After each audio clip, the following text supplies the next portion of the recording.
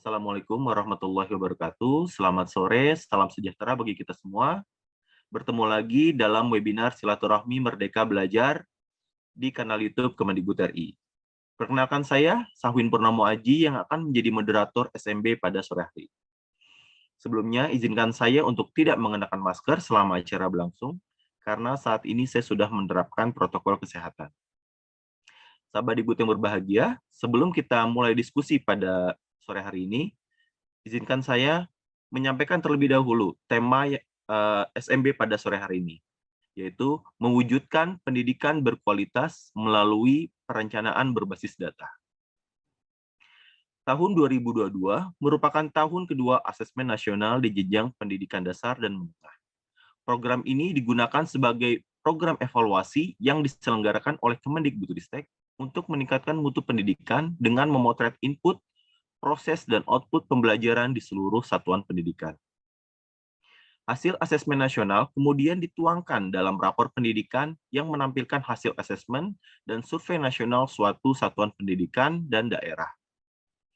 Satdik dan Dinas dapat menjadikan rapor pendidikan sebagai acuan dalam mengidentifikasi masalah, merefleksikan akarnya, dan membenahi kualitas pendidikan secara menyeluruh.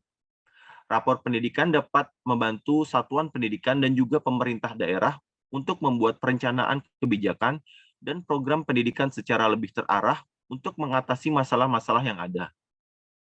Pemerintah pusat akan mendampingi pemerintah daerah dalam melakukan berbasis data ini, sehingga perencanaan tidak lagi sekedar rutinitas tanpa arah dan pengulangan apa yang dilakukan di tahun sebelumnya semata. Mengidentifikasi permasalahan yang dihadapi, mengevaluasi proses capaian belajar, dan juga meningkatkan mutu pendidikan adalah target selanjutnya. Untuk membahas lebih lanjut terkait perencanaan pendidikan berbasis data ini, kita sudah menghadirkan narasumber yang luar biasa. Pertama, ada Bapak Anindito Aditomo, Kepala Badan Standar Kurikulum dan Asesmen Pendidikan Kemendikbudristek. Selamat sore Bapak Nino. Selamat sore Mas Haji, Bapak Ibu, teman-teman semuanya. Baik, selanjutnya ada Bapak Winner Jihad Akbar, PLT Direktur SMA. Selamat sore Bapak Jihad ya Pak. Selamat sore Mas Haji, semoga sehat selalu Bapak Ibu semua. Terima kasih Pak. Ada Bapak Fatur Rozi, Kepala Dinas Pendidikan Kabupaten Probolinggo. Selamat sore Pak Fatur. Selamat sore Mas Haji, Bapak sekalian. Assalamualaikum warahmatullahi wabarakatuh. Dan yang terakhir ada Ibu Sandra Grace Titi Halawa, Kepala SMAS Gabungan Jayapura. Selamat sore Ibu. Selamat sore Bapak-Bapak, salam sehat semua. Baik, terima kasih Ibu dan Bapak-Bapak semuanya. Untuk lebih mempersingkat waktu, mari kita masuk ke segmen pertama. Untuk Bapak Nino, Pak, pertanyaan pertama, bagaimana asesmen nasional ini dapat memberikan informasi yang dibutuhkan untuk mendapatkan pembelajaran yang berkualitas, baik di kelas maupun di sekolah? Silakan, Pak. Baik, terima kasih. Selamat sore sekali lagi. Assalamualaikum warahmatullahi wabarakatuh. Shalom, Om Swastiastu, Namo Buddhaya, salam kebajikan, Rahayu. Ya, terima kasih pertanyaannya Mas Aji. Asesmen nasional, moga-moga sekarang semua sahabat Dikbud sudah pernah mendengar paling tidak ya. Sebagian mungkin juga sudah familiar dan sudah tahu apa itu asesmen nasional. Asesmen nasional terdiri dari 3 komponen kan. 1, AKM literasi numerasi, 2, survei karakter, dan yang ketiga survei lingkungan belajar. Di asesmen nasional tidak ada pengukuran penguasaan materi kurikulum secara keseluruhan. Itu tugas guru untuk mengevaluasi. Kita dari kementerian, dari Kemendikbudristek, hanya memotret aspek-aspek kualitas yang paling penting yang kita ukur untuk menilai kinerja dari sistem pendidikan, jadi bukan anaknya.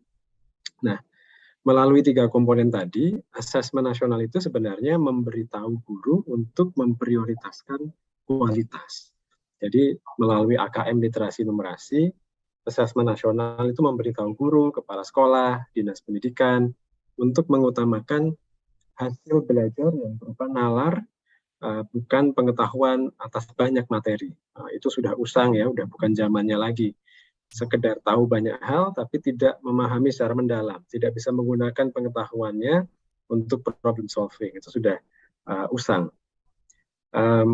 Kemudian melalui survei karakter, asesmen nasional memberitahu guru, kepala sekolah, dinas pendidikan, bahwa pengembangan karakter atau dimensi sosial, emosional, spiritual murid itu juga sangat penting. Jadi pendidikan harus holistik, tidak boleh hanya semata-mata mengembangkan aspek kognitif saja. Dan melalui survei lingkungan belajar, asesmen nasional memberitahu guru untuk memperhatikan iklim keamanan, iklim kebinekaan, inklusivitas di sekolah, serta kualitas pembelajaran di kelas. Nah, jadi karena pengembangan daya nalar dan karakter itu pasti perlu iklim sekolah yang baik dan pembelajaran yang mendalam, ya, banyak diskusi, kerja kelompok, refleksi, membuat karya, dan semua ini selaras dengan kebijakan kita di bidang kurikulum merdeka. Dan juga selaras dengan seleksi masuk PTN yang baru diluncurkan kemarin. Jadi dengan tidak adanya ujian nasional lagi, kita mengembalikan kepercayaan pada guru dan sekolah untuk melakukan evaluasi yang penguasaan materi terhadap murid, ya, itu tugas guru dan kepala sekolah. Tapi untuk untuk evaluasi sistemnya itu kita lakukan melalui asesmen nasional. Dan sekali lagi yang kita ukur di asesmen nasional itu memberi sinyal, memberi pesan tentang apa yang harus diprioritaskan oleh kita semua, gitu ya. Daya nalar, karakter, lingkungan belajar yang aman, tidak ada bullying, tidak ada kekerasan seksual, tidak ada narkoba, lingkungan belajar yang membuat nyaman, menerima semuanya, inklusif, tidak ada diskriminasi, serta kualitas pembelajaran yang memungkinkan tumbuh kembang holistik anak-anak tadi. Jadi seperti itu kira-kira Mas Aji, ya. AN itu memberi informasi yang paling penting, apa sih yang paling penting untuk diprioritaskan oleh guru, kepala sekolah, dan dinas pendidikan. Baik, terima kasih Pak Nino. Lalu selanjutnya, seperti apa Pak hasil asesmen ini akan digunakan di rapor pendidikan? Rapor pendidikan itu adalah platform di mana hasil asesmen nasional beserta data-data lain dikembalikan kepada satuan pendidikan, pada sekolah, dan kepada dinas pendidikan. Jadi konsepnya adalah kita membantu sebenarnya, posisi kementerian itu membantu satuan pendidikan dan dinas pendidikan untuk melakukan diagnosis terhadap profil kualitas pendidikan kita, gitu ya, di sekolah atau di tiap daerah. Nah, ini ibaratnya kalau orang check up medis di lab, rapor pendidikan itu adalah aplikasi yang memberitahu dalam tanda kutip pasien, gitu ya, hasil check up-nya tadi seperti apa yang harus dilakukan, diet yang cocok apa, obat yang cocok apa, olahraga yang cocok apa, itu adalah rapor pendidikannya. Jadi konsepnya kita tidak lagi mengumumkan kepada seluruh dunia nih ranking tiap sekolah di sebuah daerah itu seperti apa, atau ranking daerah tempatnya Pak Rozi di Probolinggo, ya, ini ranking berapa nih di Jawa Timur. Kita tidak lagi melakukan hal seperti itu. Yang ingin kita lakukan adalah mengembalikan semua informasi yang sangat kaya tentang kualitas tadi itu kepada masing-masing sekolah, kepada masing-masing dinas pendidikan, supaya dipakai untuk berarti mendiagnosis apa yang harus, apa masalah saya, gitu ya, di sekolah saya, di daerah saya, dan apa yang harus saya lakukan untuk memperbaiki aspek-aspek paling penting dari pendidikan kita. Itu Mas Aji. Baik, terima kasih Pak Nino untuk penjelasannya. Pertanyaan selanjutnya untuk Bapak Jihad. Pak, seperti apa harapan Kemendikbud terkait perencanaan berbasis data ini, Pak? Silakan Pak Jihad. Ya, terima kasih Mas Aji. Ya, terkait dengan harapan Kemdikbud, kita menginginkan, ya, berharap dalam prosesnya Kemdikbud ini berharap agar seluruh pemerintah daerah, provinsi maupun kabupaten kota, serta satuan pendidikan dari mulai PAUD, SD, SMP, SMA, PMPK, semuanya menerapkan perencanaan berbasis data berdasarkan data rapor pendidikan yang sudah disampaikan oleh Pak Nino tadi. Sehingga menghasilkan atau suatu output gitu ya, dokumen perencanaan yang ideal, baik itu perencanaan di satuan pendidikan maupun perencanaan daerah yang efektif, yang sesuai dengan prioritas akar masalah yang dihadapi, kemudian perencanaan yang efisien, fleksibel, transparan, dan akuntabel. Dan diharapkan hal itu bisa berdampak pada satuan pendidikan dapat melaksanakan transformasi pembelajaran yang berpihak pada murid, kemudian bisa menghasilkan lingkungan belajar yang aman, nyaman, menyenangkan, dan inklusif, terjadi budaya refleksi di situ, kemudian bisa meningkatkan hasil belajar siswa ya, peserta didik, sesuai dengan profil pelajar Pancasila. Untuk Pemda juga bisa menentukan perencanaan daerahnya yang efisien, yang efektif, dan bisa meningkatkan secara umum kualitas pendidikan di daerahnya masing-masing. Mungkin itu harapan dari kami terkait dengan perencanaan berbasis data. Baik, terima kasih Pak Jihad. Lalu Pak, seperti apa langkah-langkah yang bisa dilakukan sekolah dalam perencanaan berbasis data ini, Pak? Silakan, Pak. Pertanyaan yang bagus sekali ya, mungkin yang ditanyakan oleh semua insan pendidikan, sahabat Dikbud, dan semua yang hadir di sini ya, terkait bagaimana langkah-langkah perencanaan berbasis data ya. Nah, sebenarnya ada 6 langkah. Kita sebut perencanaan berbasis data ini sebuah siklus ya, siklus perencanaan yang berkelanjutan dan terintegrasi. Ada 6 langkah dari siklus perencanaan di satuan pendidikan. Dari pertama, analisis profil pendidikan, kemudian analisis akar masalah, kemudian perumusan program dan kegiatan, kemudian memasukkan hasil rumusan program dan kegiatan tersebut dalam dokumen perencanaan dan penganggaran, baik itu rencana kerja yang di jangka menengah gitu ya, atau RKJM, atau yang tahunan, rencana kerja tahunan atau RKT, dan atau sampai ke anggaran ya, rencana kerja anggaran sekolah atau RKKS. Kemudian dari dokumen perencanaan tersebut dilaksanakan sebagai acuan untuk melaksanakan kegiatan sesuai dengan akar masalah, sesuai problemnya, prioritasnya. Kemudian setelah dilaksanakan dilakukan monitoring dan evaluasi. Jadi ke-6 itu kemudian kembali lagi ke langkah pertama, yaitu terkait dengan analisis profil pendidikan yang ada di rapor pendidikan kembali. Dengan perencanaan berbasis data ini diharapkan terjadi perubahan kebiasaan, perubahan mindset pada satuan pendidikan dalam menyusun kegiatan untuk mencapai capaian pembelajaran berdasarkan data dan fakta, bukan hanya sekedar dari bisikan goib atau apa gitu ya. Jadi dengan langkah-langkah yang benar-benar sesuai dengan data yang sudah kita sediakan di rapor pendidikan, dan langkah tersebut bisa disederhanakan dengan 3 langkah saja: identifikasi, refleksi, benahi. Identifikasi dari permasalahan-permasalahan yang ada berdasarkan rapor pendidikan, kemudian refleksi akar masalahnya apa, kemudian kita benahi dengan sesuai dengan akar masalah tersebut dengan kegiatan-kegiatan atau program-program yang relevan, kemudian dimasukkan ke dalam rencana kerja tahunan dan RKKS.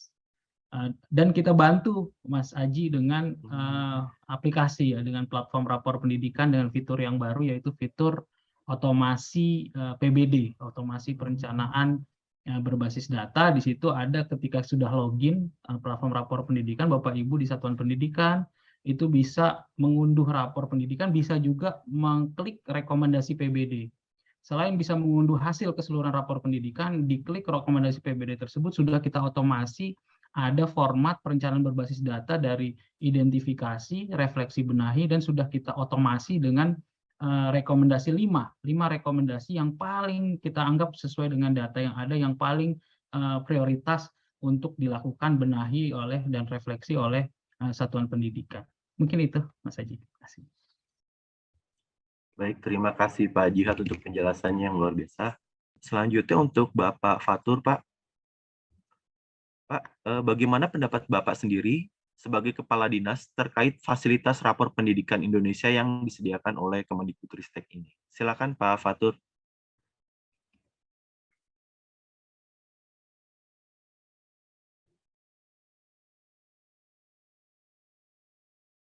Izin Pak Fatur, mungkin mikrofonnya masih di mute.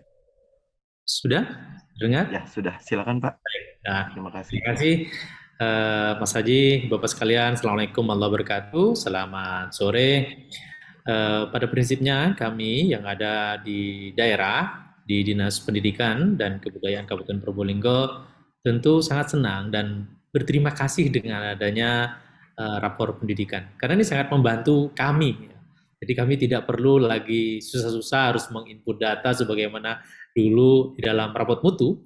Jadi dengan rapor pendidikan memberikan kemudahan bagi kami, dan rapor pendidikan merupakan potret tidak hanya bagi satuan pendidikan, tapi juga bagi kami di Dinas Pendidikan.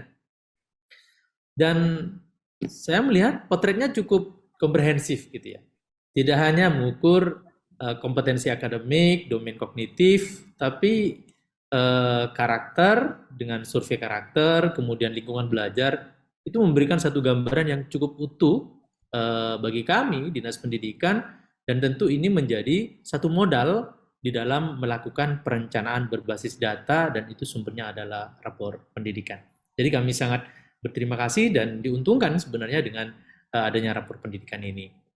Dan tentu bukan hanya kami yang ada di Dinas Pendidikan ya, tapi juga sekolah. Makanya kemudian ketika kami mendapatkan rapor pendidikan, ketika kami menyusun RKA, KBD, Renja menjadi RKA, kemudian akhirnya menjadi DPA, tentu rapor pendidikan itu menjadi data bagi kami. Nah, ini loh persoalan-persoalannya. Kita lihat, oh ternyata kompetensi literasinya secara umum Kabupaten Probolinggo posisinya di sini. Ayo kita perlu lakukan intervensi dengan satu program kegiatan dan subkegiatan yang seperti ini. Jadi itu menjadi nyaman bagi kami. Jadi kami sangat terbantukan dengan adanya rapor pendidikan. Apakah juga terkait dengan karakter, termasuk manajemen kepala sekolah? Kita juga bisa melihat di situ seperti apa nih ya pengelolaan satuan pendidikan yang dilakukan oleh sekolah di Kabupaten Probolinggo misalnya. Jadi kita bisa melihat itu.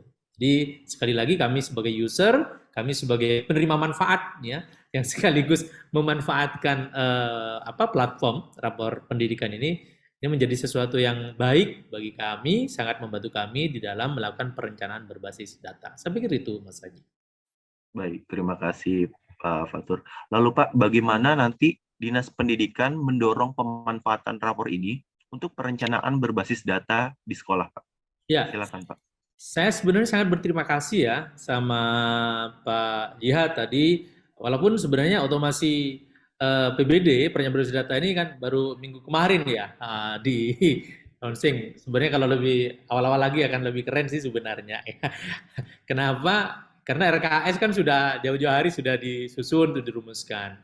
Nah, gimana sih kami mendorong satuan pendidikan memanfaatkan rapor pendidikan sebagai basis data di dalam perencanaan dan di dalam menuangkannya ke dalam RKS, rencana kegiatan dan anggaran sekolah. Pertama, kami pastikan semua pengawas yang notabene merupakan garda terdepan melakukan pendampingan, pembinaan, dan supervisi terhadap satuan pendidikan itu paham dan mengerti tentang rapor pendidikan. Ini pengawas wajib. Kemudian setelah pengawas, ya kepala sekolah.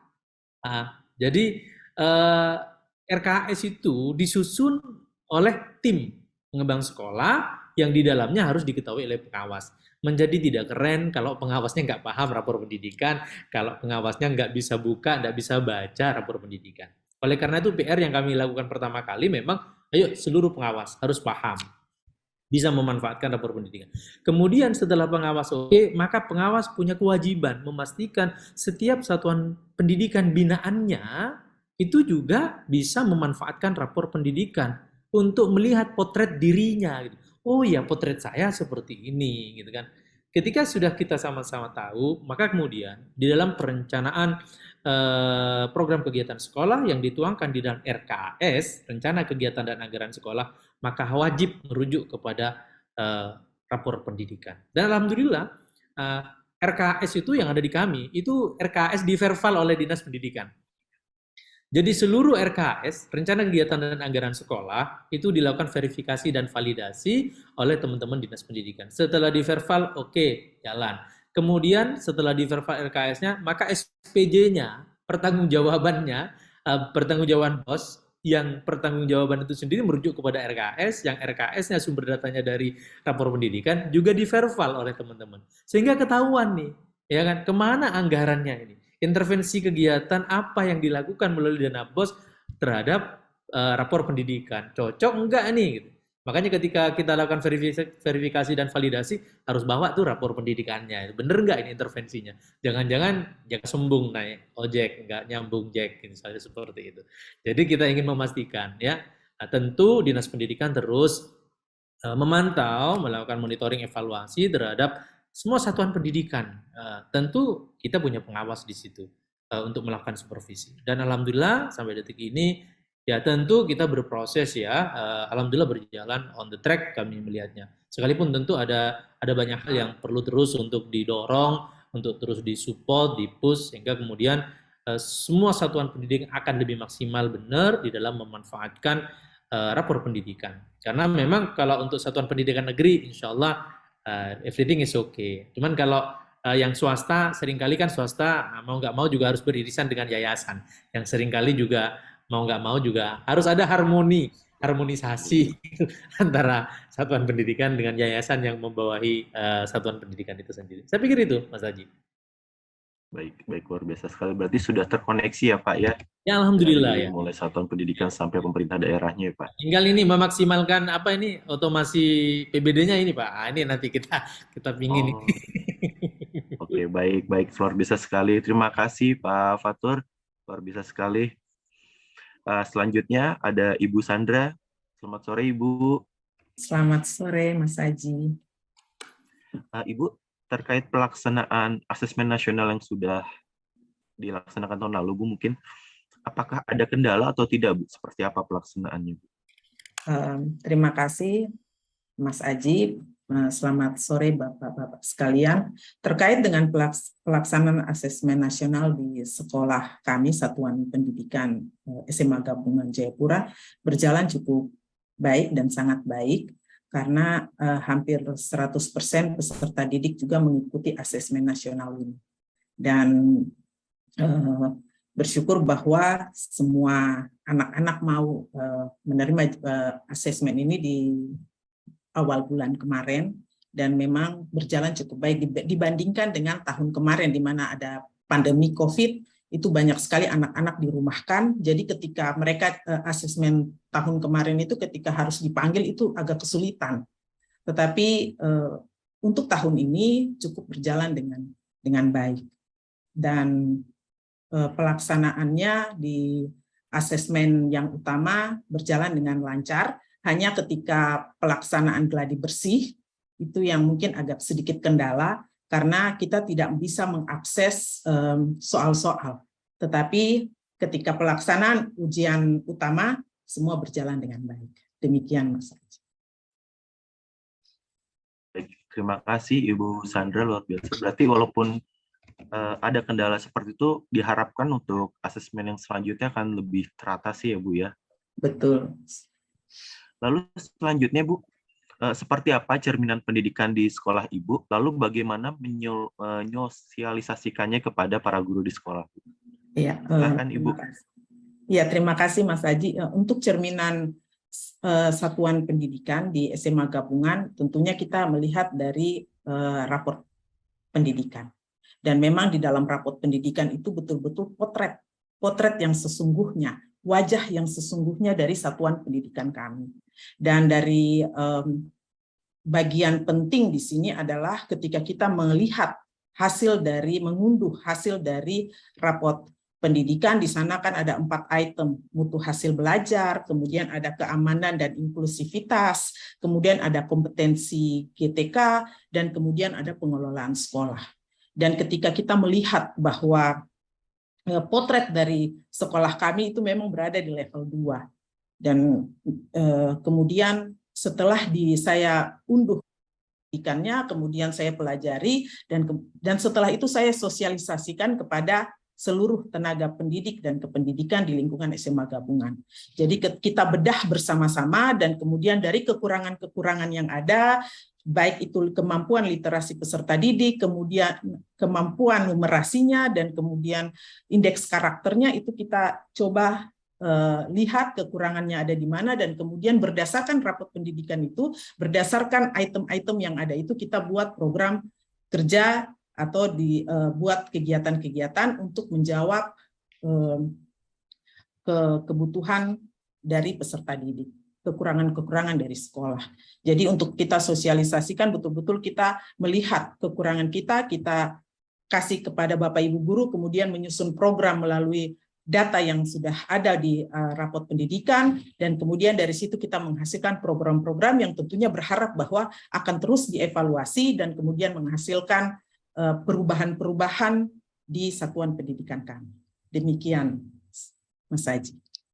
Baik, terima kasih Bu Sandra, luar biasa sekali ya Bu. Jadi semoga hasil evaluasi ini akan memberikan pembaruan yang lebih baik lagi ya Bu ke depannya Bu, buat sekolahnya Ibu. Ya. Baik. Luar biasa buat sahabat Dikbud, penjelasan dari narasumber-narasumber kita pada sore hari ini. Tapi sebelum lanjut ke sesi kedua, mari kita simak dulu video jeda berikut ini. Jadi jangan kemana-mana.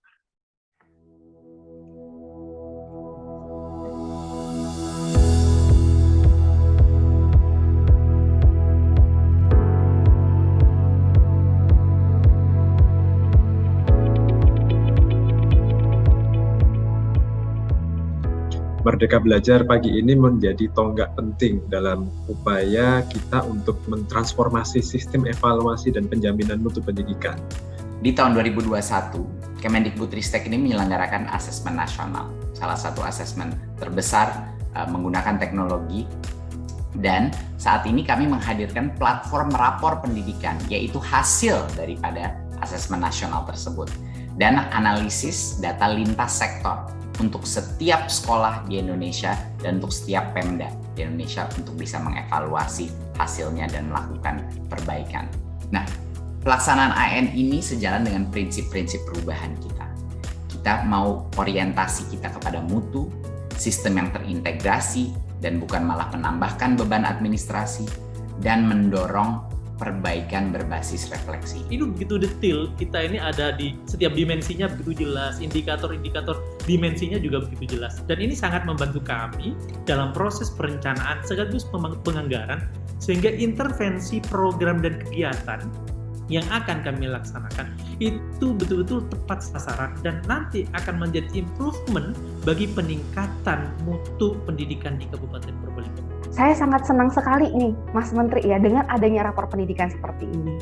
Jadi pendekatan kita tidak lagi pendekatan ketakutan, fear-nya yang kita tonjolkan seperti sebelum-sebelumnya, tetapi kita lebih menekankan kepada awareness-nya untuk growing up. Di ujung-ujungnya rapor pendidikan itu adalah suatu instrumen, suatu alat untuk 1. Mengidentifikasi, 2. Melakukan refleksi diri, dan 3. Untuk membenahi sistem pendidikan kita.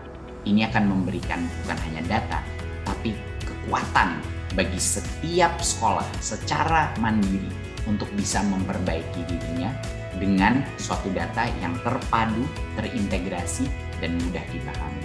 Ini harapan besar kita untuk Indonesia, ini harapan besar kita untuk generasi penerus bangsa, agar semua sekolah menjadi lebih baik setiap tahun.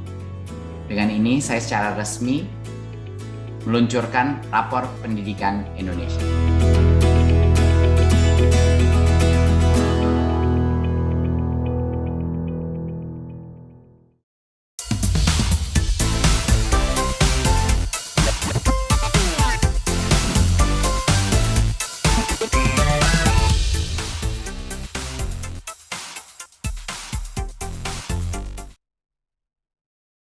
Baik, kembali lagi di Silaturahmi Merdeka Belajar dengan tema menwujudkan pendidikan berkualitas melalui perencanaan berbasis data. Baik, Bapak, Ibu, sahabat Dikbud, sekarang kita sudah memasuki segmen kedua, dan saya akan kembali lagi ke Pak Nino, Pak. Pak Nino, bagaimana rencana Kemendikbudristek dalam mendorong pemanfaatan rapor pendidikan untuk sekolah ataupun dinas pendidikan dalam melakukan perencanaan berbasis data? Silakan Pak Nino. Ya, sebagian tadi sudah disampaikan oleh Mas Jihad. Jadi yang paling dasar kan kita menyediakan akun belajar.id. Jadi semua kepala sekolah, dan dinas pendidikan itu memiliki akun yang memungkinkan mereka mengakses profilnya seperti apa, mengakses rapor pendidikan ini dan melihat profil pendidikan di daerahnya atau di sekolahnya seperti apa. Ini timnya Pak Jihad juga punya help desk kan, yang membantu secara teknis kalau ada yang kesulitan, lupa password misalnya, sudah pernah akses tapi sekarang entah gimana terlog out. Nah, itu ada tim teknis yang akan bisa membantu. Kita juga melakukan banyak acara sosialisasi dan bimbingan teknis gitu kepada dinas-dinas pendidikan dan kepada acara-acara seperti ini juga ya, sosialisasi kepada publik juga. Dan terakhir dan yang paling penting mungkin ini yang tadi disampaikan Pak Jihad, dan ini sangat diapresiasi oleh Pak Fatur Rozi ya, fitur perencanaan berbasis data yang secara otomatis memberitahukan pada tiap sekolah apa yang relevan untuk problem-problem yang ada di tiap-tiap sekolah itu. Jadi program-program apa, kegiatan apa yang paling relevan kalau sekolahnya mengalami problem tentang literasi membaca, yang tentu berbeda dengan kalau sekolahnya yang problem utamanya adalah masalah bullying misalnya. Tapi memang agak terlambat ya Pak Fatur Rozi ya, nggak apa-apa, kita better late than never Pak. Moga-moga bisa dimanfaatkan optimal untuk pelaksanaan tahun depan ini.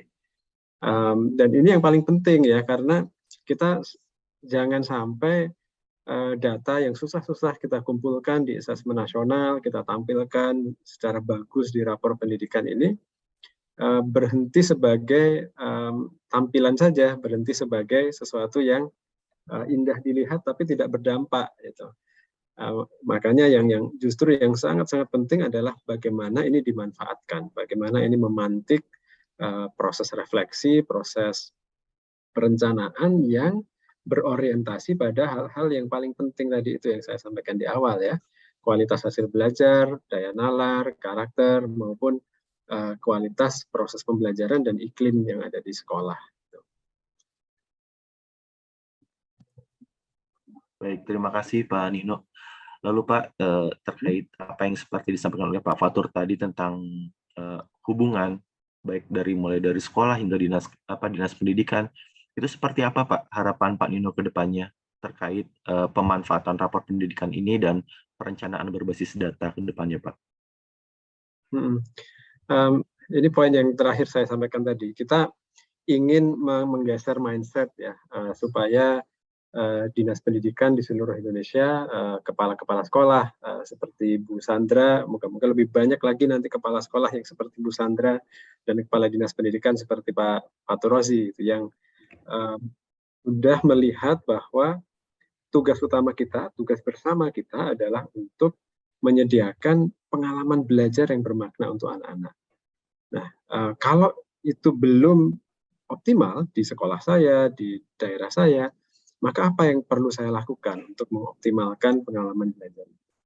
Rapor pendidikan dan asesmen nasional sesungguhnya adalah alat bantu yang kita berikan kepada dinas pendidikan dan sekolah untuk melakukan itu. Gitu ya. Jadi cerminnya kita sediakan dengan harapan sebenarnya dinas pendidikan dan sekolah tidak berhenti pada satu cermin yang kita sediakan, tapi menggali lagi, melakukan refleksi lebih dalam mengenai kondisi pendidikannya.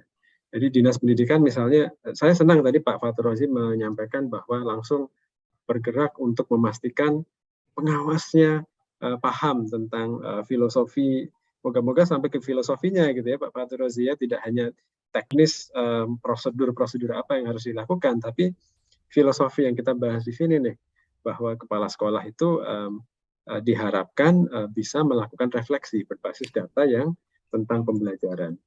Nah, rapor pendidikan ini juga kami harapkan mendorong dinas pendidikan untuk memperhatikan kesenjangan, ya, karena kita tahu bahwa ada masalah kesenjangan juga gitu ya di Indonesia. Di tiap-tiap daerah itu ada gap antara sekolah-sekolah yang terbaik yang kita kenal sebagai sekolah favorit gitu, dengan sekolah-sekolah yang lain. Nah, gap ini dari tahun ke tahun kita harapkan mengecil. Bukan karena yang bagus jadi turun kualitasnya, tetapi yang masih tertinggal ini bisa mengejar ketertinggalannya, sehingga lama-kelamaan tidak ada lagi kesenjangan gitu antar sekolah. Kita sebagai orang tua kalau pindah kota, terus harus menyekolahkan anak kita di sekolah yang baru, di kota yang baru gitu ya, itu harapannya tidak lagi perlu berpikir mau masuk mana anak sekolah, mau masuk sekolah mana anak saya, karena semua sekolah negeri yang ada di situ, semua sekolah yang ada di daerah itu sudah sama bagusnya gitu ya. Jadi orang tua akan sangat nyaman, tidak perlu khawatir menyekolahkan anaknya di mana. Nah, rapor pendidikan kan memudahkan dinas pendidikan untuk melakukan itu. Jadi tinggal satu klik saja sudah kelihatan sekolah mana saja nih yang paling tertinggal terkait dengan literasi membacanya. Sekolah mana saja yang paling tertinggal terkait dengan numerasinya atau paling mengalami masalah bullying gitu ya. Nah, sekolah-sekolah itu yang kami harapkan bisa diberi penguatan, bisa diberi pendampingan supaya mereka bisa mengatasi problem-problem yang mereka hadapi. Sekali lagi bukan untuk ditampilkan kepada publik gitu ya. Kita sangat tidak mendorong, kita sangat menghindari pendekatan hukuman sosial dengan mempermalukan sekolah-sekolah yang rapornya merah, itu justru jangan ditampilkan, tapi harus kita bantu gitu untuk supaya rapornya tidak lagi merah tahun depan. Nah, kalau saya boleh menambah sedikit, kalau untuk di tingkat sekolah ya, tadi saya senang Bu Sandra mengatakan bahwa potret kondisi sekolahnya dibagikan, disosialisasikan kepada guru-guru ya, dan tenaga pendidikan juga. Itu praktik yang sangat-sangat bagus. Justru itu yang sangat ingin kita lihat gitu. Bukan kepala sekolah terus menutup-nutupi data itu, dilihat sendiri gitu. Justru harus dibuka, kalau perlu ajak orang tua, ajak komite sekolah gitu untuk merefleksikan dan merencanakan bersama apa nih yang bisa kita lakukan bersama kalau potret kita seperti ini gitu ya. Saya ingin membagi beberapa hasil yang menarik dari AN. Ini contoh yang bisa direfleksikan oleh kepala sekolah dan dinas pendidikan. Misalnya di asesmen nasional itu kita kan mengukur hasil belajar kognitif, literasi numerasi, dan ada hasil belajar karakter nih. Kadang-kadang kita berpikir dua hal ini adalah dua hal yang terpisah. Ya kan sering orang bilang jangan terlalu banyak yang kognitif, kita harus mengembangkan karakternya. Nah, seolah-olah dua tujuan yang terpisah. Tapi yang kita lihat di asesmen nasional, sekolah yang berhasil menumbuhkan daya nalar kognitifnya, ini adalah sekolah-sekolah yang sama yang berhasil mengembangkan karakternya. Dan sebaliknya gitu ya, sekolah yang karakternya bagus, daya nalarnya juga bagus. Artinya ini nggak harus memilih salah satu. Justru sekolah-sekolah yang baik adalah sekolah yang memikirkan ini secara keseluruhan, dan itu bisa. Dan biasanya memang itu yang terjadi. Kalau sekolah mementingkan daya nalar, itu otomatis karakternya juga disentuh, dan sebaliknya. Temuan lain yang menarik yang bisa jadi bahan refleksi adalah tentang kualitas pembelajaran nih. Kita kan bertanya pada siswa ya, apakah gurunya memberikan umpan balik yang tepat waktu atau enggak. Kalau ada tugas, apakah gurunya itu memberi masukan yang bermanfaat buat mereka atau enggak. Apakah gurunya percaya bahwa mereka ini pintar dan punya potensi yang bisa terus tumbuh, growth mindset. Nah, kita tanya gurunya juga, apakah gurunya percaya bahwa muridnya itu punya kemampuan untuk terus tumbuh dan berkembang. Apakah gurunya memberikan umpan balik yang tepat waktu dan berkembang. Nah, yang menarik adalah skor dari data guru itu jauh lebih bagus daripada skor yang diperoleh dari data siswa. Jadi mungkin 70% guru sudah merasa bahwa iya, saya percaya murid saya itu semuanya pintar dan punya potensi yang bagus. Tapi hanya sekitar 2% murid yang bilang bahwa guru mereka itu percaya bahwa mereka punya kemampuan yang baik.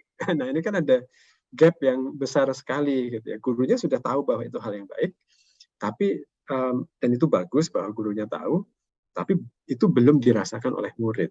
Ya, ini bahan refleksi yang sangat bagus nih Bu Sandra kalau diulik gitu ya, ditelaah secara lebih mendalam komponen-komponennya dan perbedaan antara skor siswa, skor guru, itu bakal jadi diskusi yang menarik dengan para guru. Oke, baik. Terima kasih, Pak Nino. Luar biasa sekali. Terutama tadi saya tertarik sekali dengan harapannya, Pak, di mana ke depannya nanti kesenjangan antar sekolah favorit dan sekolah biasa itu kan saat ini masih kelihatan ya Pak ya. Semoga ke depannya nanti makin mengecil atau bahkan menghilang ya Pak. Dalam artian semua sekolah itu jadi sekolah favorit gitu ya Pak ya. Betul, betul. Jadi orang tua nggak khawatir gitu ya, mau sekolah Iya. dimanapun, saya senang anak saya pasti mendapat pengalaman yang baik. Baik, amin Pak. Terima kasih Pak Nino. Selanjutnya kita ke Pak Jihad.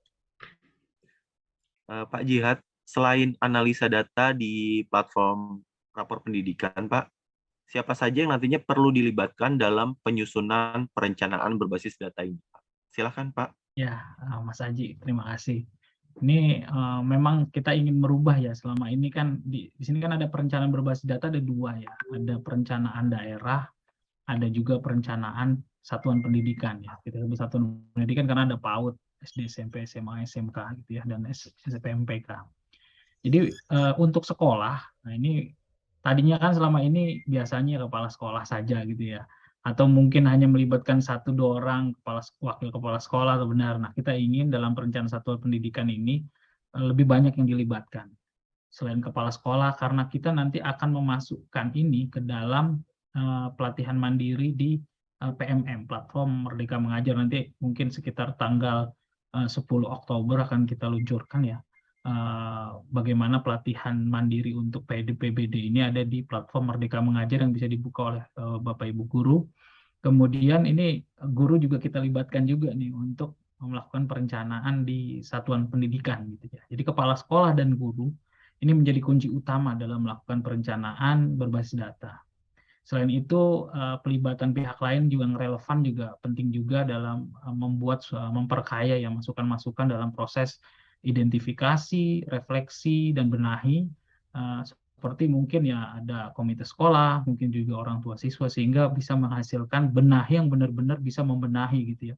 Bisa mengobati apa yang sakit gitu ya. Jangan sampai yang sakitnya di kepala, yang diobati yang lain gitu ya, jadi nggak nyambung. Jadi ingin seperti itu sehingga stakeholder di sekolah itu bisa ikut ada ownership dalam kepemilikan sekolah gitu ya, dan bisa membantu sama-sama membantu untuk melakukan transformasi pembelajaran ya, terutama di sekolah, untuk akhirnya meningkatkan hasil belajar siswa. Kemudian untuk perencanaan daerah, nah ini kita banyak juga nih sudah kita kemarin melibatkan juga dari Kementerian Dalam Negeri ya, dalam menyusun standar pelayanan minimal ya SPM untuk kinerja daerah di bidang pendidikan. Mas Menteri juga sudah mengirim ya kepada gubernur dan bupati wali kota, kepala daerah, terkait dengan apa-apa saja kegiatan, subkegiatan yang benar-benar terkait dengan pembelajaran ya, untuk membantu kita dalam perencanaan daerah yang membuat perencanaan yang baik. Jadi dalam perencanaan daerah juga kita konsen dalam perencanaan berbasis data ini, di mana ada rapor pendidikan tingkat daerah juga, dan itu bisa menjadi pegangan kita, menjadi acuan indikator untuk kinerja daerah gitu ya, sehingga bisa digunakan Bapak Ibu Kepala Daerah. Nah, dalam hal ini ya kita turunkan untuk bidang pendidikan ya Dinas Pendidikan tentunya, dan juga ada di bawah Dinas Pendidikan ada bidang-bidang ya, ada bidang di provinsi ada bidang SMA, ada SMK, ada PMPK, ada di kabupaten kota ada PAUD SD SMP, di bidang lain juga mungkin di pemerintah daerah ada bidang perencanaan, di provinsi kabupaten kota atau pihak lain ya, yang sama-sama mengambil keputusan untuk penganggaran program dan kegiatan di daerah. Nah ini dengan adanya stakeholder atau kita membentuk komunitas-komunitas dan ekosistem pendidikan dalam mendukung pendidikan, semakin bagus hubungan ini ya, mudah-mudahan kita bisa selaras ya untuk menciptakan iklim lingkungan yang sehat untuk mendukung, kondusif untuk mendukung pendidikan ya, dari tingkat satuan pendidikan, tingkat daerah maupun di tingkat pusat gitu ya.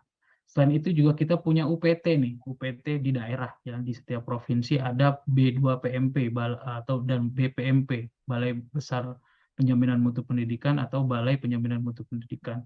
Dan juga ada Balai Guru Penggerak atau Balai Besar Guru Penggerak. Itu juga kepanjangan tangan dari Kemdikbudristek nih, untuk bisa kita lebih dekat kepada daerah, kepada sekolah untuk menjadi pendamping ya, fasilitator, dan juga bisa mengadvokasi, membantu penerapan perencanaan berbasis data. Jika ada permasalahan di lapangan langsung bisa tahu dan bisa langsung kita carikan solusinya bersama. Mungkin itu, Mas Haji. Luar biasa, terima kasih Pak Jihad. Pak, apakah ada harapan atau pesan-pesan tambahan Pak untuk Dinas Pendidikan baik ataupun sekolah gitu dalam penerapan perencanaan berbasis data ini Pak? Silakan Pak. Oh iya.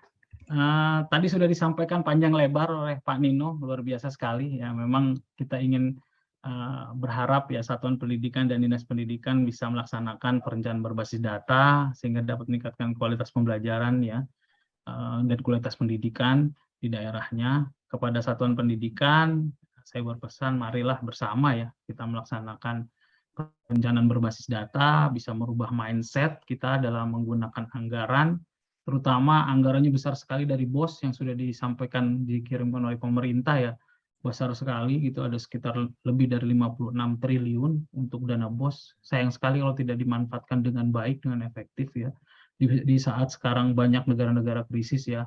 Jadi kita harapkan dengan adanya perencanaan berbasis data ini, dengan melakukan identifikasi, refleksi, benahi, dibantu juga dengan otomasi rekomendasi PBD dari rapor pendidikan, yang membantu untuk Bapak Ibu melakukan perencanaan berbasis data. Dan yang penting adalah perubahan pola pikir dan mindset Bapak Ibu terkait perencanaan ya.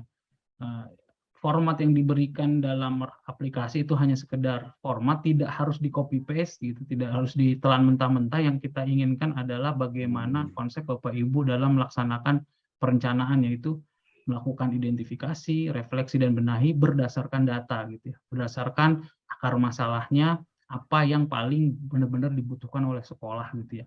Tidak hanya sekedar butuh sarpras, tidak hanya sekedar butuh proyek-proyek tertentu, tapi benar-benar memang langsung menuju kepada apa yang dibutuhkan sekolah. Misalnya kurangnya literasi, yang memang harus benar-benar benahinya yang sesuai dengan yang dibutuhkan ya untuk peningkatan literasi gitu. Jadi memang ini penting sekali untuk melakukan perencanaan yang efektif dan efisien.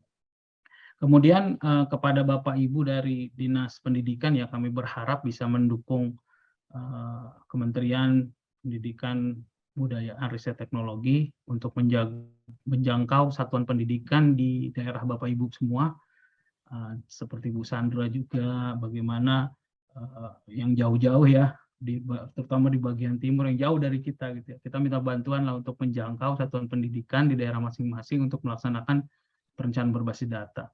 Kemudian kita juga meminta bantuan Bapak Ibu dari Dinas Pendidikan mengkampanyekan ya, itu rekomendasi PBD di platform rapor pendidikan yang baru minggu lalu diluncurkan, untuk melalui pengawas ya, perangkat daerah seperti pengawas, MKKS, dan sebagainya. Kemudian kita juga ingin minta bantuan membantu satuan pendidikan untuk memahami rapor pendidikan sebagai sebuah kebijakan dan sebagai platform alat bantu untuk melakukan perencanaan. Mungkin itu Pak. Baik, terima kasih Pak Jihad, luar biasa sekali Pak ya. Semoga kita semua bisa sama-sama mengoptimalkan sumber daya yang sudah kita miliki saat ini Pak ya, demi pendidikan yang lebih baik lagi di masa depan. Ya, baik, terima kasih Pak. Nah, selanjutnya kita ke Bapak Fatur. Pak Fatur, kira-kira menurut Pak Fatur sendiri, apa fitur yang paling penting yang tersedia di aplikasi rapor pendidikan Indonesia ini Pak? Silakan ya, Pak. Kalau menurut saya semuanya penting ya, cuman tinggal kita memanfaatkannya saja gitu. Karena itu memberikan satu gambaran atau potret bagi kita. Kalau kita nggak paham dengan istilah-istilah yang ada di rapor pendidikan, di situ juga ada glosarium ya. Atau bahkan kalau misalnya ada guru-guru kita, kalau di Dinas Pendidikan itu kan kita awalnya diberikan jatah 10 ya, 10 akun belajar ID gitu ya kan. Nah, tentu ya kita bisa belajarnya kan bareng-bareng, tidak semuanya harus punya akun juga gitu kan. Misalnya kita tampil, ayo kita bedah nih bareng-bareng. Cukup satu akun tapi dalam satu ruang meeting kita bisa bedah gitu. Atau langsung aja diunduh gitu kan. Itu kan ada hasilnya, itu kan bisa diunduh. Ya udah, hasil unduhan itu kita bisa diskusikan ya. Jadi pada prinsipnya saya melihat fitur yang ada di platform rapor pendidikan ini semuanya penting dan itu memberikan satu potret gambaran bagi kami di daerah, dinas pendidikan maupun yang ada di satuan pendidikan. Bahkan ya tentu ini yang kami lakukan, Ibu Bapak sekalian. Di dalam rapor pendidikan ini kan kita bisa melihat secara bersama-sama dengan pendidikan di bawah naungan Kemenak nih, ya kan? Nah, ketika kita bisa melihatnya itu, maka tentu harus solusinya ya harus duduk bersama juga gitu. Nggak boleh hanya dinas pendidikan aja yang misalnya harus berjibaku, tapi ayo kita duduk bersama dengan kantor Kementerian Agama Kabupaten Kota, karena ini jenjangnya misalnya ada SDMI, ada SMP MTS, ya kan? Ayo duduk bersama. Karena rapor daerah itu tentu ya kita bisa milih memang penunjuk SD saja masih bisa. Tapi kan ketika kita berbicara tentang, mohon maaf, indeks pendidikan, naik lagi kita bicara tentang indeks pembangunan manusia, maka tidak pernah dipilah, tidak pernah dipisah antar jenjang. Ya, apakah kemudian SD dan MI dipisah? Tidak, jadi satu. Nah, itulah kenapa kemudian kita duduknya juga harus bersama-sama. Dan alhamdulillah kami dengan kantor Kementerian Agama bersama PGRI juga, kita bersama-sama untuk terus mendorong bagaimana hasil kita di rapat pendidikan itu menjadi lebih baik. Tapi satu hal yang memang harus kita pahami dari awal, ini kan asesmen nasional jenjang SMP berakhir kemarin untuk yang 2022 nih, baru selesai kemarin nih. Bagaimana warga satuan pendidikan, warga sekolah itu menjawab secara objektif dan senyatanya, ini yang paling penting sebenarnya. Karena ketika tidak dilakukan secara objektif, maka rapor pendidikan tidak memberikan satu potret yang valid, ya kan? Artinya sebenarnya yang menilai diri satuan pendidikan ya satuan pendidikan sebenarnya. Kementerian hanya memberikan tool, ini hanya memberikan alat bantu, inilah hasilnya dari apa yang sudah dilakukan pada pelaksanaan asesmen nasional. Jadi validitas data itu kembali sebenarnya kepada satuan pendidikan. Itu Pak Haji. Kemudian yang kedua, memang khusus yang di daerah gitu ya, ketika kita melakukan perencanaan dan sekaligus penganggaran, memang harus ada sinergi nih antara Kementerian Pendidikan termasuk Kementerian Dalam Negeri. Karena kita kan terkunci nih, selalu terkunci nih ketika kita berbicara kode rekening ya, di kode rekening penganggaran, ya udah SIPD, kita nggak bisa milih lain di situ. Ya, cuman kita ini masih punya peluang karena di situ ada program, ada kegiatan, kemudian ada sub kegiatan yang sudah ada kode rekeningnya. Fleksibilitas itu kemudian kita memunculkan ada aktivitas pada sub kegiatan. Hanya di situ. Manakala tidak ada kode rekening yang mencantumkan intervensi program yang harus dilakukan misalnya. Jadi kita bisa membuat satu aktivitas pada sub kegiatan. Nah, itu ketika kita dengan Kementerian Dalam Negeri. Belum lagi, mohon maaf, ketika kita nanti bicara tentang sakit. Nah, kita ngomongnya dengan Kemenpan-RB. Nah, padahal ada satu program itu di SIPD ini, ya, Pak Nino juga Pak Jihad. Ada satu program itu diampu oleh beberapa bidang, namanya program pengelolaan pendidikan. Nah, program pengelolaan pendidikan ini kemudian di dalamnya ada kegiatan pengelolaan pendidikan SD, SMP, PAUD, pendidikan non formal. Nah, di dalamnya juga ada kegiatan yang diampu oleh teman-teman bidang pembinaan ketenagaan atau GTK. Misalnya. Nah ini sehingga kan harus ada linearitas. Kalau sakib nanti kan seperti itu Pak. Kalau kita bicara sakib, bahasanya teman-teman, nah ini bisa-bisa nggak nyakib ini kan akhirnya. Nah ini memang perlu duduk bersama. Kemudian terima kasih ketika kemarin sudah diluncurkan, walaupun kami masih perlu terus belajar terkait dengan otomasi PBD. Dan teman-teman kami Dinas Pendidikan hari ini juga ada yang mengikuti workshop di Balai Besar Penjaminan Mutu Pendidikan. Alhamdulillah, ini sangat membantu kami dan tentu ya memang tidak ada yang sempurna dalam apa yang kita lakukan. Tentu harus selalu ada perbaikan-perbaikan. Saya minta mungkin nanti yang sampai detik ini ada data yang masih berbunyi, misalnya ketika kita bicara GTK gitu ya, masih bunyinya itu data terbaru belum tersedia. Nah ini kan seperti yang disampaikan oleh Pak Mas Haji tadi harus selalu update dan real time kalau bisa memang, sehingga kita kan bisa selalu update dan up to date informasinya. Saya pikir itu, Mas Haji. Baik, terima kasih Pak Fatur, luar biasa. Jadi sudah mulai mengajak teman-teman yang lain juga Pak ya untuk ikut serta berkolaboratif di sini ya Pak ya. Ya.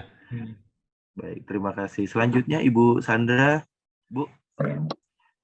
Sampai saat ini sejauh mana Bu rapor pendidikan mendukung perencanaan berbasis data di sekolahnya Ibu? Silakan Ibu Sandra. Ya, terima kasih. Kalau bicara soal sejauh mana rapor pendidikan sudah membantu sekolah dalam menyusun atau program-program yang dibuat oleh sekolah, ini sudah sangat membantu sekali, karena ini saya bisa bilang bahwa pendampingan dari Kemendikbudristek secara dekat dan secara utuh. Jadi memang lewat rapor pendidikan ini kita betul-betul dapat mempertanggungjawabkan setiap program yang kita buat di dalam satuan pendidikan. Kalau dulu kita menerawang dan tidak bisa terukur setiap kegiatan yang kita buat, tetapi sekarang lewat rapor pendidikan ini kita bisa mengukur dan mempertanggungjawabkan program yang kita buat di sekolah. Dan ketika dipertanggungjawabkan kepada komite dan orang tua, kita juga punya dasar, yaitu rapor pendidikan. Dan kemudian rapor pendidikan ini juga menjelaskan secara baik tentang poin-poin atau indikator-indikator yang ada yang harus kita benahi secara baik, dan memang dari rapor pendidikan ini juga kita bisa melihat kualitas kita bisa membenahi itu, dan kalau kita melakukan secara berkesinambungan, saya percaya bahwa akan ada perubahan ke arah yang lebih baik.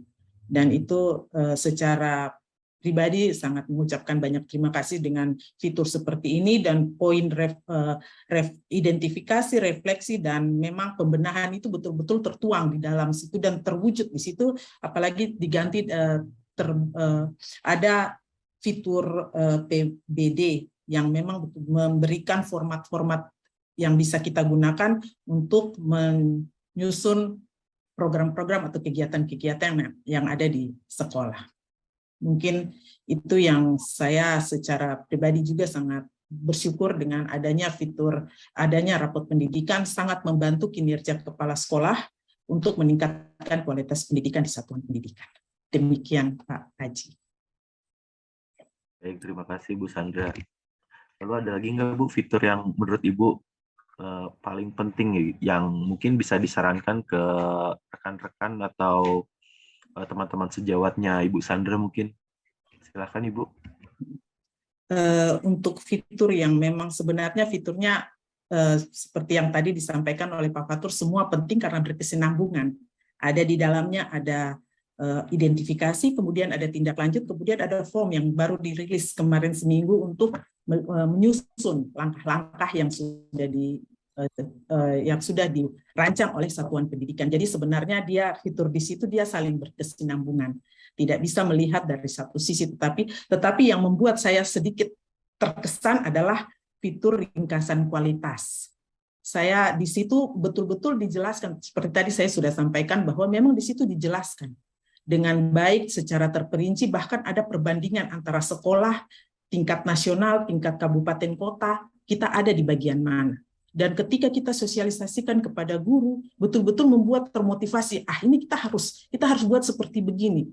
Itu membuat motivasi Bapak Ibu guru untuk membangun sekolah, membangun proses pembelajaran, memberi pelayanan terbaik bagi peserta didik. Jadi sebenarnya semua berkesinambungan, tetapi yang paling membuat kita lebih bersemangat, kemudian motivasi Bapak Ibu guru ada di ringkasan kualitas pendidikan yang dijelaskan secara rinci kita ada di level mana. Itu membuat motivasi Bapak Ibu guru untuk kita maju bersama-sama.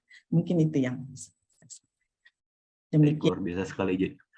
Jadi fitur yang menunjukkan kualitas itu justru semakin memotivasi ya Bu ya. Sekolah kita sudah di peringkat sekian, itu semakin memacu guru-guru yang lain ya Bu ya. Semakin berpikir untuk maju. Oke, baik. Terima kasih Bu Sandra, luar biasa. Menarik sekali diskusi kita pada sore hari ini, semakin sore semakin menarik. Tapi sebelum kita lanjut ke segmen ketiga, mari bersama-sama kita saksikan video berikut ini.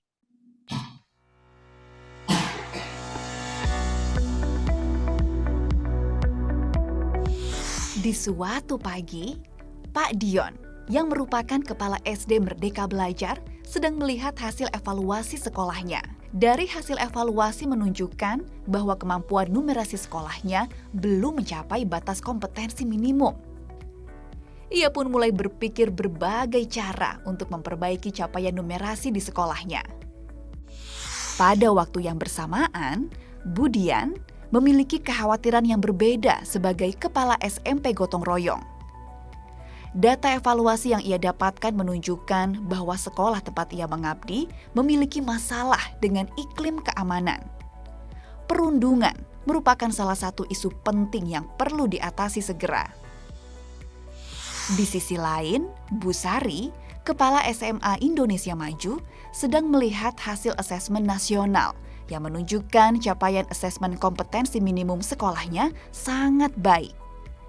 Namun, pada bagian survei karakter, sekolahnya memiliki hasil capaian yang masih kurang baik. Pak Dion, Budian, dan Bu Sari dengan para guru mulai membuka platform rapor pendidikan. Mereka merefleksikan capaian sekolahnya, lalu menganalisis faktor-faktor yang mempengaruhi hasil tersebut. Hasil analisis tersebut menjadi dasar mereka menyusun program dan kegiatan melalui perencanaan berbasis data.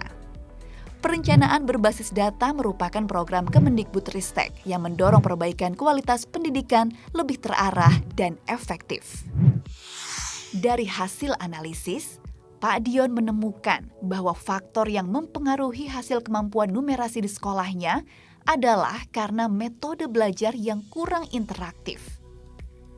Pak Dion dan para guru pun merencanakan untuk lebih melibatkan murid-murid untuk mendukung proses belajar mengajar di sekolahnya.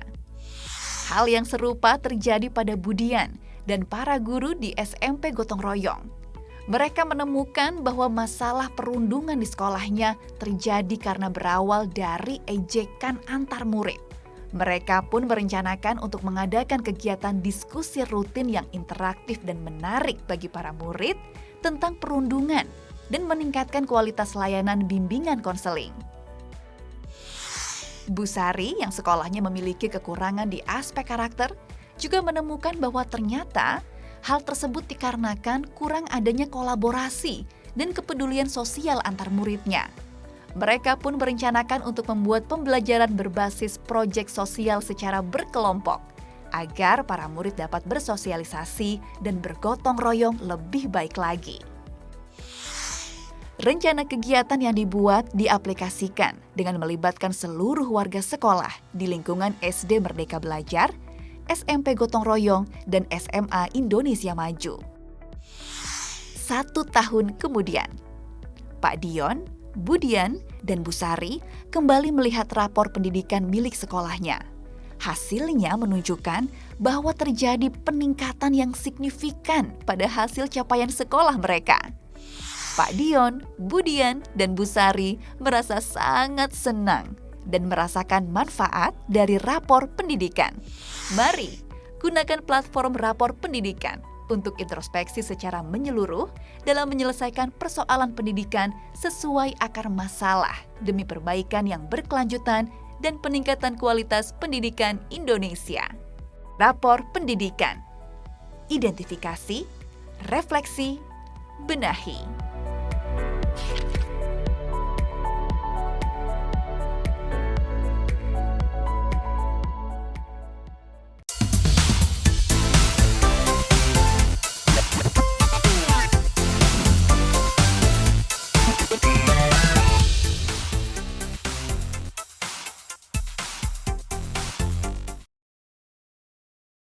Baik, kembali lagi di Silaturahmi Merdeka Belajar.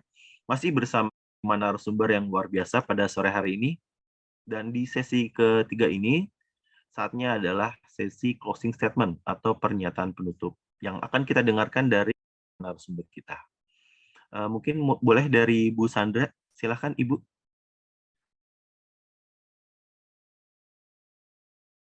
Terima kasih Mas Aji dan Bapak-Bapak sekalian untuk closing statement saya. Saya mau sampaikan bahwa untuk kita semua bahwa percayalah bahwa rapor pendidikan dapat menuntun di setiap satuan pendidikan untuk menuntun kita ke arah yang lebih baik dan mencapai tujuan, yaitu pelajar Pancasila, profil pelajar Pancasila. Demikian. Amin. Terima kasih Bu Sandra. Lalu selanjutnya Bapak Fatur, silakan Pak.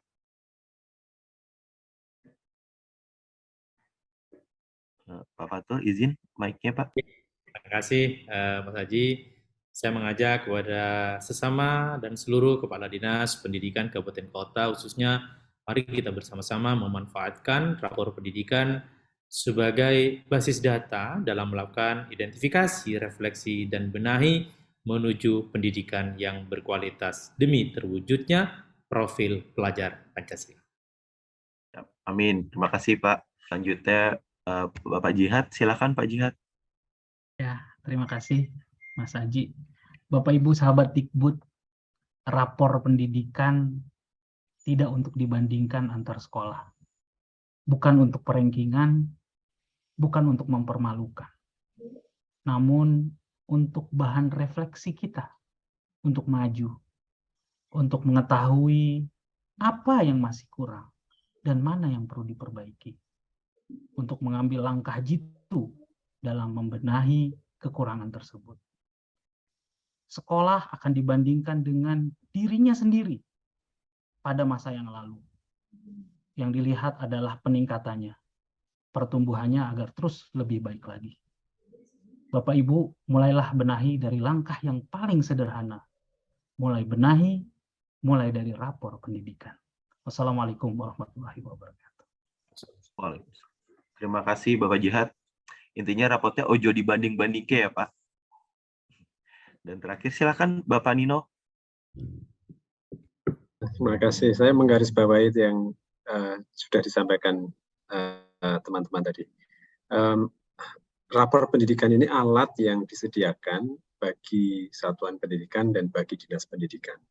Dan ini tidak sempurna, masih harus diperbaiki terus. Karena itu kami sangat berterima kasih dan mengundang Bapak Ibu Kepala Dinas Pendidikan dan Kepala Sekolah untuk memberikan umpan baliknya.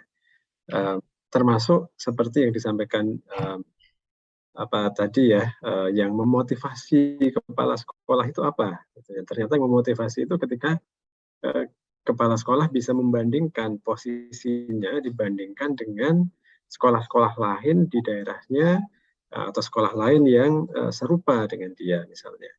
Nah, tapi ini bukan informasi publik, ini sesuatu yang kita lihat sendiri gitu ya, bukan untuk dibanding-bandingkan dan untuk mempermalukan di depan publik.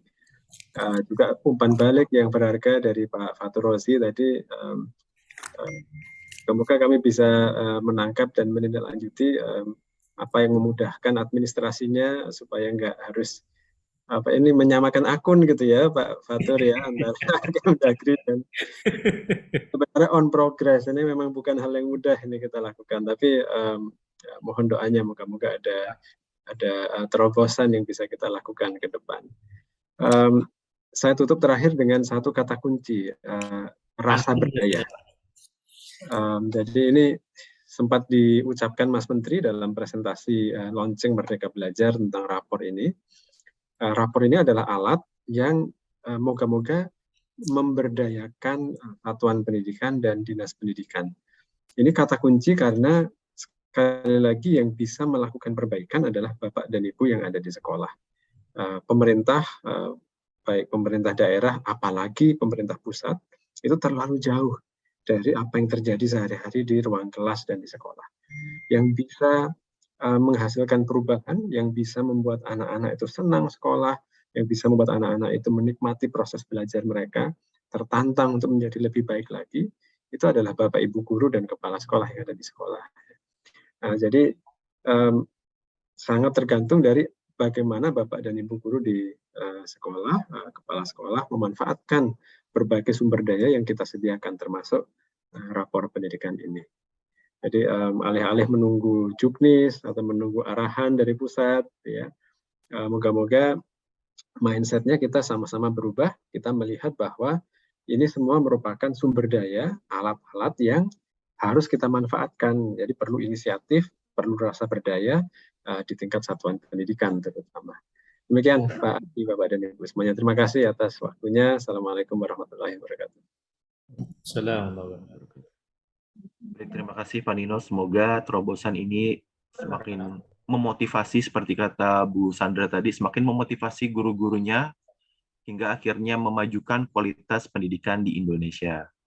Dan terima kasih saya ucapkan kepada para narasumber, Bapak Anindito Aditomo, Kepala Badan Standar Kurikulum dan Asesmen Pendidikan Kemendikbudristek, Bapak Winner Jihad Akbar, Pelaksana Teknis Direktur SMA Kemendikbudristek, Bapak Fatur Razi, Kepala Dinas Pendidikan Kabupaten Probolinggo, dan Ibu Sandra Grace Titil Halawah, Kepala SMAS Gabungan Jayapura. Dan terima kasih juga kepada Juru Bahasa Isyarat, serta Bapak Ibu yang hadir dalam webinar Silaturahmi Merdeka Belajar sore hari. Webinar Silaturahmi Merdeka Belajar akan diselenggarakan secara berkala setiap hari Kamis. Nantikan SMB selanjutnya pada Kamis yang akan datang dengan topik yang tidak kalah menarik. Saksikan terus webinar Silaturahmi Merdeka Belajar untuk mendapatkan informasi terkini terkait pendidikan, kebudayaan, riset, dan teknologi di Kemendikbud di YouTube Kemendikbud RI. Jangan lupa subscribe. Salam Merdeka Belajar.